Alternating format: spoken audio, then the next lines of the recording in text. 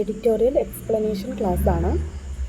India's export performance in April 2026 has been commendable, underscoring the attempts by the government and industry to diversify in times of crisis. Despite the various trade disruptions, merchandise export grew nearly 40% in April 2026 to $43.6 billion. April 2026 data അനുസരിച്ച് ഇന്ത്യയുടെ കയറ്റുമതി മേഖല വളരെയധികം മുന്നേറ്റം കൈവരിച്ചിട്ടുണ്ട്. ആഗോളതലത്തിൽ പലതരത്തിലുള്ള വ്യാപാര തടസ്സങ്ങൾ ഉണ്ടായിട്ട് പോലും നമ്മുടെ എക്സ്പോർട്ട്സ് 14% ഏപ്രിൽ 2026 കൂടി $43.6 ബില്യണിലെത്തി. Some of these, as even the Commerce Secretary has acknowledged, is due to the overall rise in prices. Another significant factor has been the increase in the number of markets served by Indian exporters. According to government data, at least 20 exporting sectors have added 17 or more new destinations in the last year. For example, handloom products are now exported to 29 more countries than in 2024-25. The additional exports thus generated are still small, but establishing these parties is vital progress. നമ്മുടെ കയറ്റുമതി മേഖലയിലെ ഈ മുന്നേറ്റത്തിന് കാരണമായിട്ട് പ്രധാനമായിട്ടും പറയുന്നത് രണ്ട് കാരണമാണ്. ഒന്ന്, മൊത്തത്തിലുള്ള വിലക്കയറ്റം. രണ്ടാമത്തത്, നമ്മുടെ ഇന്ത്യയിൽ നിന്ന് നമ്മൾ സാധനങ്ങൾ കയറ്റി അയക്കുന്ന ഡെസ്റ്റിനേഷൻ. നമ്മൾ ഇന്ത്യയിൽ നിന്ന് ഇപ്പോൾ റഷ്യയിലേക്ക് കയറ്റി അയക്കുകയാണെങ്കിൽ റഷ്യ നമ്മുടെ ഒരു ഡെസ്റ്റിനേഷനാണ്. ആ ഡെസ്റ്റിനേഷനിലുണ്ടായ വർധനവ്, അതിന് എക്സാമ്പിളും പറഞ്ഞിട്ടുണ്ട്.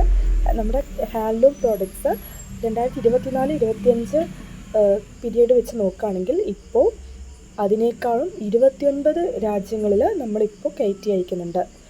അതുപോലെ നമ്മുടെ 20 എക്സ്പോർട്ടിംഗ് സെക്ടേഴ്സിന് 17 അതിലധികമോ ഡെസ്റ്റിനേഷൻസ് വർദ്ധിച്ചിട്ടുണ്ട്. അപ്പോൾ ഇതൊക്കെയാണ് നമ്മുടെ കയറ്റുമതി മേഖലയിൽ വളർച്ചയ്ക്ക് കാരണം.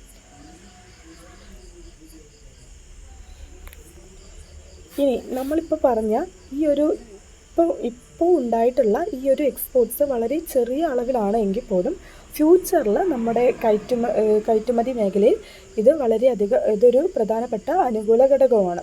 The data also show that several of India's key export sectors, engineering goods, petroleum products, electronic goods, drugs and pharmaceuticals, and organic and inorganic chemicals, exported more in April 2026 than in the same month last year. 2025 April വെച്ച് നോക്കുകയാണെങ്കിൽ നമ്മുടെ പ്രധാനപ്പെട്ട export sectors എല്ലാം 2026 ഏപ്രിലിൽ വർദ്ധിച്ചിട്ടുണ്ട്. This suggests resilience in these supply chains and the establishment of new ones. Another test of the strength of India's export growth is to remove the effect of petroleum products and their inflated prices from the mix. Here too, India has performed reasonably well. India's non-oil exports grew 9% in April 2026 to about $40 billion.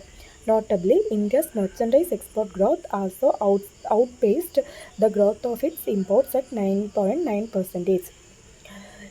നമ്മുടെ ഇന്ത്യയുടെ export growth അറിയണമെങ്കിൽ, അതായത് നമ്മുടെ ഇന്ത്യയുടെ കയറ്റുമതിയിലുണ്ടായ വർധനവ് അറിയണമെങ്കിൽ നമ്മൾ petroleum പ്രോഡക്ട്സിൻ്റെ effect മാറ്റി നിർത്തിക്കഴിഞ്ഞാൽ നമുക്കത് കൃത്യമായിട്ട് കാണാൻ പറ്റും. കാരണം ഇപ്പോൾ പൊതുവേ പെട്രോളിയം പ്രൊഡക്ട്സിനൊക്കെ വില കൂടിയിട്ടുണ്ട്. എന്തുകൊണ്ട്? വെസ്റ്റ് ഏഷ്യയിൽ വാർ നടക്കുന്നതുകൊണ്ട്.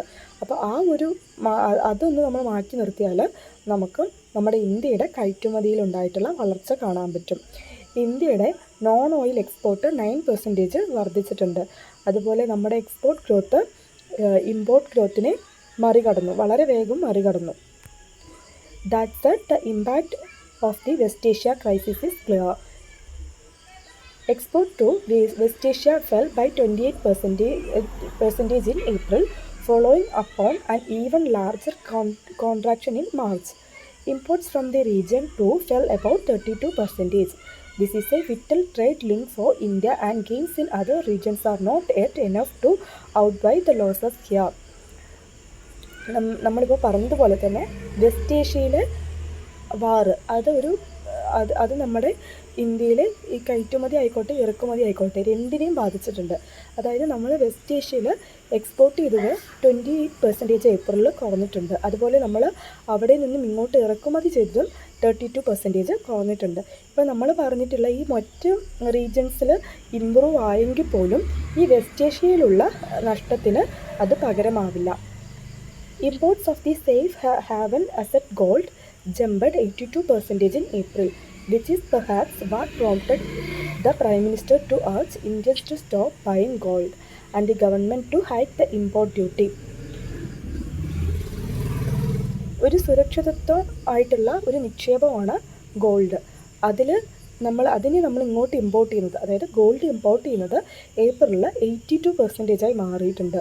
അതുകൊണ്ടാണ് നമ്മുടെ പ്രൈം മിനിസ്റ്റർ നമ്മളിപ്പോൾ ഗോൾഡ് വാങ്ങുന്നത് നിർത്തണം എന്ന് പറഞ്ഞതും അതുപോലെ തന്നെ ഗോൾഡിൻ്റെ ഇമ്പോർട്ട് ഡ്യൂട്ടി വർദ്ധിപ്പിക്കാനൊക്കെ കാരണം.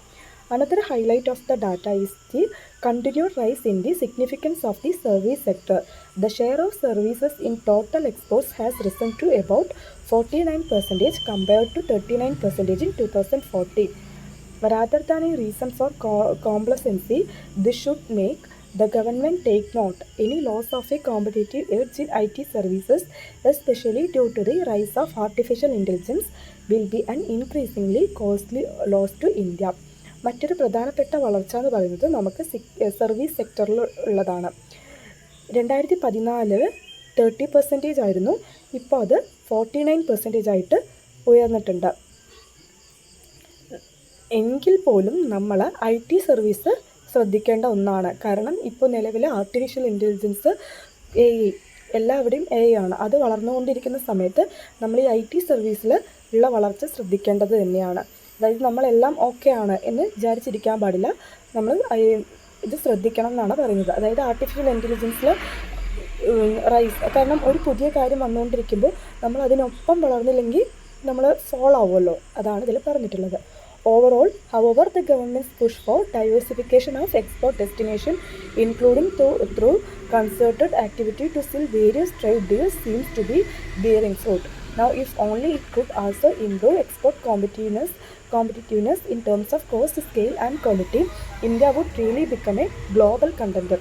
ഓക്കെ, നമ്മളിപ്പോൾ എല്ലാ കാര്യത്തിലും ശ്രദ്ധിക്കുകയാണെങ്കിൽ കോസ്റ്റ്, സ്കെയിൽ, ക്വാളിറ്റി എല്ലാ ടേംസിലും നമ്മുടെ എക്സ്പോർട്ട് ഇമ്പ്രൂവ് ചെയ്യണം. അപ്പോൾ നമ്മുടെ ഇന്ത്യ ആഗോളതലത്തിൽ തന്നെ ഒരു പ്രധാനപ്പെട്ട എക്സ്പോർട്ടിൽ ഒരു പ്രധാനപ്പെട്ട രാജ്യമായിട്ട് മാറും എന്നാണ് പറഞ്ഞിട്ടുള്ളത്.